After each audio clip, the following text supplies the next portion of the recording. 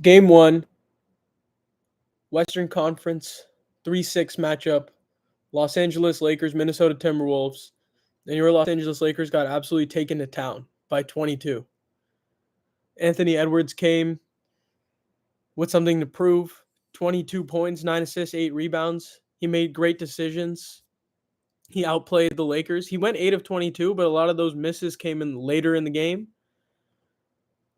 Absolutely tragic that they couldn't take advantage of Rudy more. Luka has an amazing first quarter, but ends with 37 and 8, but only 1 assist, and that's tough. LeBron only gives you 19 points. Austin Reeves 16, too little too late. He was getting exposed on defense. Rui struggled a lot after his hot start from 3.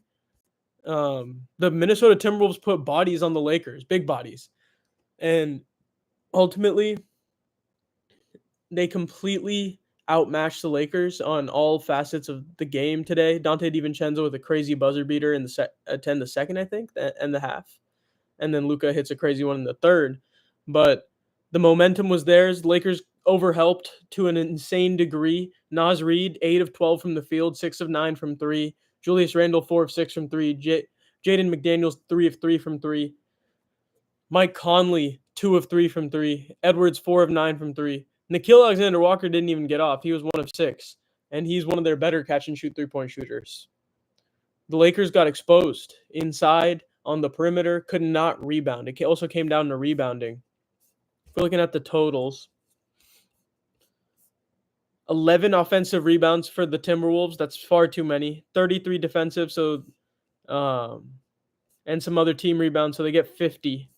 The Lakers, they actually only end with, let's see here. Lakers had 46 rebounds. They actually had more offensive rebounds, 13 offensive rebounds. It really did not feel like it, but the defensive glass was terrible. 25 to 33. You're gonna lose a lot of games like that. They could not squeeze the ball. Minnesota's second chances were lethal. It resulted in 3-pointers for Ant, Julius Randle, Dante DiVincenzo, Naz Reid in the corner multiple times. The Lakers didn't play a good brand of basketball today. They didn't come locked in, I don't think, except for Luka, because his usage rate was far too high in the first quarter. You have to get your other guys going. It was the classic thing from back in the day when LeBron was on the Cavs with the 2018 Cavs where they weren't very good, but he had to get others going and score later in the game. And that's something you wish you could have seen from Luka Doncic tonight. 37, it was great, but the defense was decent, but the rebounding and the assist numbers need to be higher for everybody on this team pretty much. Dalton Knecht gets 3 rebounds in 3 garbage minutes. I'm still clamoring to see him in a playoff game. I think this actually would have been a good game for him because, one, guarding is hard, understood, but not everyone else can really guard. But he was he's a shooter. He brings gravity to your corners. Vando doesn't do that. Goodwin doesn't do that. And when other guys aren't going, you need some hot scoring off the bench. And I think that's a guy they're going to have to utilize this series at least once or twice because DiVincenzo and Reid are the best players off the bench in this series, and they're on the same team. And then you have Dorian and Gabe, who are really good for you, but only 1 of 5 and 1 of 3 today. Gabe played a good game, but he didn't shoot very much. Didn't really get the opportunity because the defense was straight up clamps from Minnesota. And that's not something you want to see. The Lakers' intensity was lacking all night long. And it's partially on that, and you have to give credit to Minnesota. Minnesota played harder. They wanted to show out in LA, and they did. Anthony Edwards was commanding. He had a calf cramp, and the Lakers started to make a run, but he comes back and immediately silences that run. You only got 8 minutes out of Jackson Hayes tonight because he could not finish a lob to save his life. It was absolutely terrible to see. 0 of 2. He felt like 0 of 5 because he could not put down the lobs. Vando couldn't put down a couple lobs. He was 1 of 3. The dunker spot was weak. The Lakers' need for a big stood out more than ever tonight. And LeBron and Austin Reeves got going at the worst, far too late in the game. LeBron was good on defense, but 5 rebounds isn't enough, especially against this team. You need 10 to 15 rebounds from one of your bigs. Jackson Hayes only gives you 3. Your point guard is getting your most rebounds because he's waiting for those, and Luka with 8. You have to squeeze the damn basketball. Vando, I need 8 to 10 boards. I need more minutes from you because Vando is so important. Only 13 minutes because he couldn't do anything on offense. If he can do a semblance of anything on offense, he can guard Anthony Edwards long term. He did a good job guarding anybody out there when he was in. But ultimately, if you're so much of a liability on offense, you cannot get in a playoff game like that. Even if you're a great defender, you just can't get in. It's like a Matisse Thybulle situation, but Thybulle makes somewhat smarter decisions and gets a couple more steals. Vando was great though. His defense was great, but the offense didn't allow him to play more than 13 minutes, and that's going to hurt the Lakers because you're playing Dorian 32 minutes, you're playing Rui 30 minutes, LeBron 36, Luka 40, Austin 37. You're very small. Goodwin only plays 5 minutes. I thought he could have played more and should have shot a couple corner threes. The Lakers didn't really create any penetration for drive and kicks. They only really created ISO plays for themselves because the Minnesota Timberwolves guarded them straight up. They guarded them straight up really well, and the Lakers they looked like the less physical team. They looked like the less athletic team, and that is a factor. That is a huge factor. The athleticism gap is clear in this series. The Lakers, if they want to win this series, it's going to take a lot of skill work. It's going to take outplaying the opponents, but ultimately, more than anything, you have to play hard. And you have to play way harder than you did in that first half. And you have to play as a team. The Lakers were not playing as a team. It was iso ball the whole game. Embarrassing loss today, Pete. I totally agree. You got punked on your home floor. It didn't feel like a feel-out game. I know a lot of people were talking about the feel-out game business from last time when the Lakers were in 2020 in the bubble and won the championship and lost like 3 game ones. But this is a little different because the stylistic differences were on display.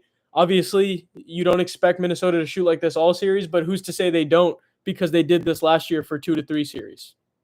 Then they got tired, and it was tough against Dallas because Luka, Kyrie, and them boys, and Lively, you provided more resistance inside with Lively and Gafford than what you can do with 8 minutes of Jackson Hayes and no other backup center like to be found. No Trey Jemison converted to the playoff roster. I thought that was shocking. I think a lot of Lakers fans thought that was pretty shocking because Alex Len obviously would give you nothing in this series. Trey Jemison is a big body who is strong, and you can use fouls, but ultimately they didn't want to even go in that direction with a two-way player conversion. Maybe it's the salary cap, hard cap business, but ultimately the Lakers weren't tough enough, and they aren't as tough as Minnesota. And if Minnesota brings this intensity every single game, that's tough for the Lakers. The Lakers need to be able to match intensity. Otherwise, they're not going anywhere this season. I think they will bounce back, but you saw problems. You saw Austin Reeves, who's been largely going crazy recently, but ultimately had longer guys like Jaden McDaniels on him who couldn't, like, the screens weren't strong enough for Jaden McDaniels. He was just through those. Austin Reeves is 6'5". Jaden McDaniels is a legit 6'9", 6'10", and moves his feet so damn well in his long-ass arms. He's blocking shots. Naz Reid is blocking jumpers from Rui. The Lakers are physically outmatched in this series. I don't know how much intensity they can actually muster in general because of their athletic capabilities, but we have seen this team perform at a much higher level this season, which means there has to be optimism for game 2. You did get punked. You got spanked, and you looked terrible in moments, and especially as a team. You were playing JV basketball out there where you're just handing the ball off to the next guy because you can't beat your guy. They were playing like they were the kids facing the varsity team in certain moments because everyone was just bigger on the perimeter. And they took advantage of Rudy Gobert pretty much every time, but that's not enough of a gap to make up for the defensive performance you put out there, the rebounding performance you put out there, at some of the worst box outs from Luka because they didn't exist tonight.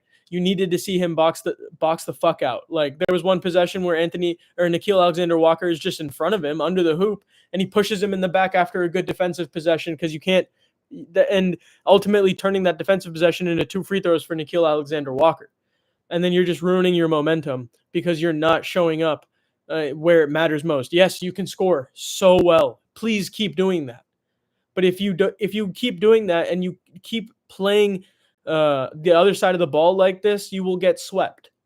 The Lakers will get swept if Luka Doncic doesn't box out, if LeBron James doesn't box out, if Austin Reeves cannot get past his guys and drive and kick and get to his mid range and get to his floater bag. He looked timid on his first floater today, and that was really key to see because you wonder if the pressure of those big bodies on Minnesota got to him today.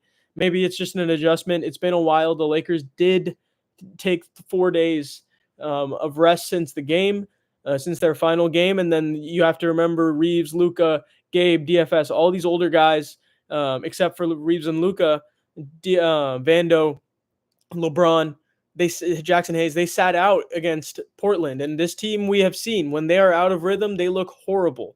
And they were completely out of rhythm tonight, weren't on the same page passing to each other. They weren't on the same page on rebounding the ball. And ultimately, Minnesota just outplayed the hell out of the Lakers tonight.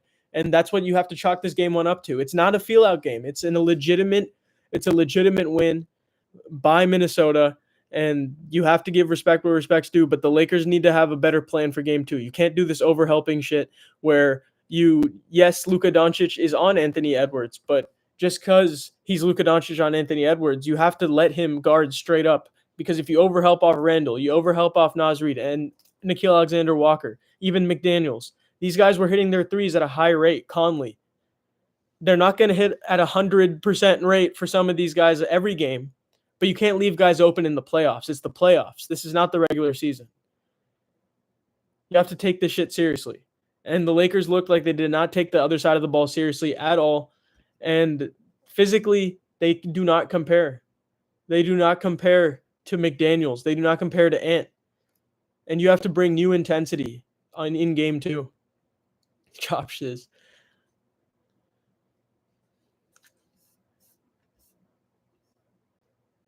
Nickeil Alexander, what bugs me is that Nickeil Alexander-Walker was 2 of 9, and that's a guy I was probably assuming one of him or DiVincenzo would hit a couple corner threes and get the Lakers absolutely lost, but it was Rui helping off of Naz Reid too many times. And then also LeBron helping off of Julius, Dorian helping off of Julius, Reeves helping off of Jaden, same with Luka. You're not gonna have a sustainable playoff recipe for success if your center's playing 8 minutes and you're over rotating because you have to make up for subpar defenders on the perimeter. That just makes your life tougher. That makes it completely difficult to have any rhythm in a game because you're just constantly getting destroyed on the other end of the ball. 117 is a lot of points. That is a lot of points. And you only scored 95 because you kind of just got clamped 1v1 each player. Didn't really get into your proper actions. I expect to see a huge adjustment from JJ in game 2. You need to be running more plays. You need to be seeing these guys on the move. You need to be running sets because, god dang, Austin Reeves looked really scared on these post-entry passes. He looked really messed up on the high post-entry passes to LeBron James and Rui, just turning the ball over in inopportune times. They looked rattled, and you don't like to see 5 turnovers from Luka, two loud ones from Austin, 4 from LeBron because he's losing a couple moves in his head. He's genuinely just settling for this fadeaway far too many times. He needs to get to the rim, and you also can't go to the rim at Gobert. The way you go at Gobert is what Luka does. You take him out on the perimeter, you get him jumping, you get him moving, you either get to your spot, hit your shot, or you get him in the air, foul, floater, layup. Luka can do that, but LeBron can't just go straight at Rudy Gobert. Jared Vanderbilt cannot just go straight at Rudy Gobert, Naz Reid. Those guys are taller than you and longer than you. You maybe not Naz, but he's longer than you, and you have to make smarter decisions if you're the Los Angeles Lakers. It felt like they were playing overreactionary basketball. It felt like they were playing panicked basketball, and that's a recipe for failure. The Lakers are actually better than they might have been in the beginning of the year, Green Monk, but it's a tough matchup for them, and athletically, they are not what they once were. That is for sure. But obviously, in the offseason, you're going to have to address athletes, centers, 3-and-D wings, trades, signings, whatever. But in this series, you have to take game 2 personally, if you're the Lakers. It's a must-win game. If you lose that game, you're looking at a bad homecoming for Minnesota, when you get to the Target Center. It will be loud. They swept Phoenix last year. You're a lot better than Phoenix. You don't want to fall into that trap. Um, but you need to put up a big fight and win game 2 and make up for this terrible performance. Reeves only 16 points, 3 assists, 3 rebounds. Not going to cut it. LeBron 19, 5 rebounds, 3 assists, 2 steals, 3 blocks is amazing. You can have that next game, but the rebounds and assists need to be up. Rui 9 points, 5 rebounds, 2 assists, not enough. Minus 26. Probably the worst defender on the Lakers today was Rui Hachimura. He got dropped by Anthony Edwards. That was a tough scene. Mike Conley made him look silly a couple times. Austin Reeves was jumping for joy on Dante DiVincenzo for whatever reason. LeBron was jumping for joy in certain moments. It did not make sense. Ironically, the best Lakers starter on defense was Luka, unless you count Jackson, but he was on minus 11 in 8 minutes. He was outmatched out there. They move him off of Rudy, and then he doesn't know what the hell to do. He talked about not being his main focus. Rudy Gobert, you need to focus on anything that constitutes winning basketball, because that was not winning basketball tonight. You need to finish those lobs, because if you don't establish the paint, the Lakers will not keep teams honest. If you don't get those lob dunks in the first quarter, teams are going to overcommit to the corner. They know you're going to miss, and they know the Lakers are going to go small. There will be no more pick and roll. It will be firmly pick and pop. And can Rui Hachimura, Dorian Finney-Smith, Gabe Vincent, can they hit enough threes to outlast an entire onslaught from Anthony Edwards, Jaden McDaniels, Julius Randle, Naz Reid, etc., etc.? Are your role players better than theirs? Not necessarily. But have they shown in moments that they can hit many threes in the same night? Yes, they have. Comes down to hitting shots. But if you can't guard the other team, you're going to be in a rock fight all game and praying that you have the ball at the end when the score is tied. You will not win any game by double digits just playing this kind of defense and also shooting well. But you happen to shoot terribly too from 3. The numbers are saying 36, obviously, but not enough. Not enough. They shot 51% or 50% from 3. They hit 21 threes, you hit 13. That's a huge difference. You lose by 22, it adds up. It adds up. You didn't foul very much, which I liked, but at the same time, I also didn't like how much there was a lack of aggression by the Lakers and how foul reliant they were on their side. Minnesota goes 8 of 10 from the free throw line. You go 14 of 16 from the free throw line. You like that, but you can't be clamoring for more. You got to play the game. You have to play the game through. And I don't think the Lakers played the game through every single time down on the court tonight. I felt they disrespected playoff basketball, and I know they can do it, and I know they can fix this in game 2. I do. But if we're analyzing game 1 performance, it was subpar altogether, subpar. And you have to shout out Minnesota. They outplayed you on all 3 levels, hit timely shots every single time down, out executed the Lakers. They dealt with the double teams, didn't even matter. Perfect passes. They had a lot of turnovers in the beginning. Julius had 7, but no one else has above 1. Julius Randle is their only thorn when it comes to turnovers. He had 7 of their 10 turnovers. You need to force more from other guys. Julius Randle, you know you can take advantage of. You know you can. So that's who you're going to try and expose in game 2. But my goodness, you could not get by guys. You could not deal with the physicality that Minnesota had for you. And you just let them punk you on the other side. Get by you, get to their spots, not rise up with them, hit wide open threes off the catch. Intensity, not championship level, that's for sure. That's for sure. That's 100% for sure, chats. What do you guys think? What were you guys' takes on the game? We're looking at the comments now on TikTok. We're live on YouTube as well. Man, embarrassing. Truly embarrassing. You have to be better. This will never cut it. You will get swept playing like this 4 straight times. 100%. It makes me wonder, can the Lakers actually win it all without a legitimate superstar or all-star big? Maybe. I think with LeBron James, you can win with a decent, like a really good big. But if you don't have a superstar, what's your ceiling realistically? Because you need a two-way guy. Ideally, a Bam Adebayo would solve this team's million problems that they have on defense and with their overall team intensity. But the perimeter guys, the best guys on this team, got to take a look in the mirror and realize the style of play was subpar. It was bad. You did not like to see that style of play. It was iso ball. It was 24 basketball. It was not ethical hoops. It was truly okay. I'm Luka Doncic. I'm really good, so I'm just going to keep scoring. Oh, teammates, I forgot about you. That doesn't work in 2025 basketball. That worked back in the day. That doesn't work anymore because players are too good. Players are too good. The Minnesota Timberwolves beat the Denver Nuggets last year. The Phoenix Suns.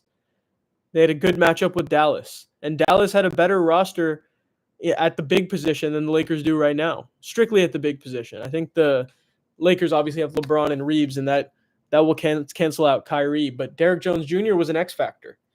You kind of wish the Lakers had a Derrick Jones Jr. on their team right now, and then a center like Gafford, mainly Gafford because he's a really good rebounder, and of course Lively. But I think Gafford is the better player. But they could have him come off the bench because he's older. And Lively, you have to turn him into the starting center of the future. The Lakers don't have anything close to that. Jackson Hayes, I think everyone knows you need to be better next game. And those lobs need to go down in the first quarter. They need to go down in the third quarter and then let the Lakers play small after that. Dorian got to hit those threes. He's really a big momentum guy, so he plays better with a lead, plays better in a close game. When they were down, I just knew he wasn't going to start hitting those threes anymore. Same with Gabe. The intensity and the physicality and the positional size is superior on Minnesota.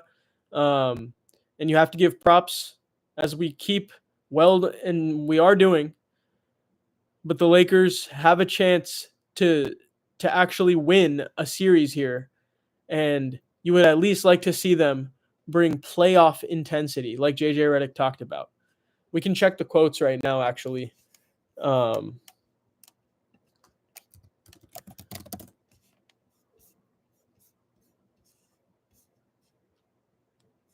McDaniels on Lakers centerless lineups after Minnesota's game one win. If Jackson Hayes isn't out there, I'm basically the tallest person out there. I don't think no one can really rim protect me because Jackson Hayes wasn't on the court yet.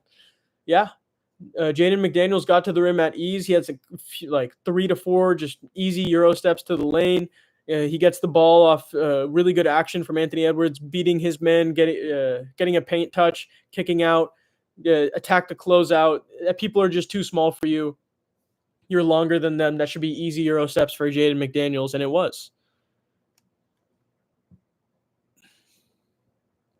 Anthony Edwards on so many pundits taking the Lakers over the Wolves. The Lakers are supposed to win. That's how it's supposed to go. We're not supposed to be here, so we're just going to compete. Respect. One of the Timberwolves assistant coaches had Anthony Edwards study Michael Jordan versus Magic Johnson finals back in the day when Mike and the Bulls were the underdogs and had to figure out how to beat Magic and the Lakers, and the styles are pretty similar when it comes to Lakers Bulls and Lakers Timberwolves. So I thought that was great motivation. Tough to see if you're a Lakers fan like me, but you could see that Anthony Edwards came with a Michael Jordan level of intensity tonight, and his teammates followed. His teammates followed for sure. When they Luka said they let go of the rope when they produced the 7-point lead. I do think that is true, but the 7-point lead was truly fugazi because it was all based in ISO. It was all based in no one else doing anything and not developing a rhythm at all for the game. And that's not how you win championships, frankly. That style of basketball will not win you a championship in 2025.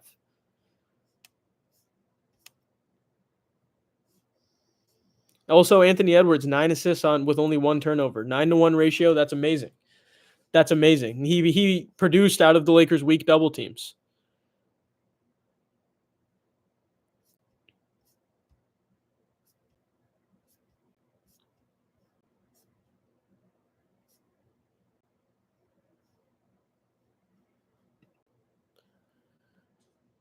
They are still the Lakers. They are still the Lakers. They can do this. But you saw something very telling today. Very telling. A lot of people are talking about the feel out game situation from the Lakers right now. What happened in 2020. That is a good hope of optimism. But this was a weird style of game by the Lakers. I am glad that they subbed guys out later though. Don't want to risk injuries. You need everyone healthy for a must-win game too.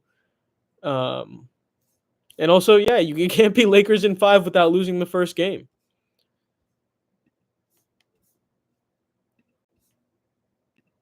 So Lakers played today? No, they did not.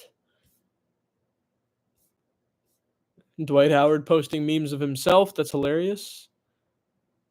Sometimes it takes a quarter, 2 quarters, a full game to get used to playoff basketball again. LeBron. Feel out game. He's talking about the feel out game. Hopefully, Anthony Edwards pointing in Luka's face inspires Luka to do something crazy.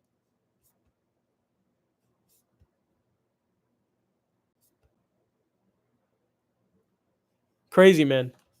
Crazy. Outperformed. Nuggets win today. Russ was playing well. Gets the game-winning tip-off Harden off the inbound. Pacers beat the Bucks. Knicks beat the Pistons. Lakers lose to the Timberwolves.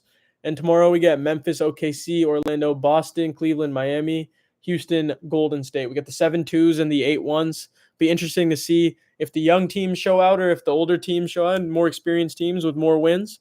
I feel like every series except for Golden State, Houston feels like it's the top seed that will win with Cleveland, Boston, and OKC. But obviously, a lot of people have the Warriors. But are they ready for playoff ball immediately? Yes, because they've been playing play-in playoff ball for the last 2 months. The Lakers been resting guys. It's a different story. You're going to play a team, though, that Amen Thompson held Steph Curry to 3 points. That will be very interesting to see if he can do that again. Anything close to that. That's pretty much it, guys. The Lakers fall 117-95. Tragic turn of events. Fun to talk to you guys regardless. Lakers have to show out in game 2. We'll be live for game 2 again. Hopefully we'll be live during the game. Here and on playback. Everyone follow up ish_NBA or ish_NBA, whatever you got to call it. Peace.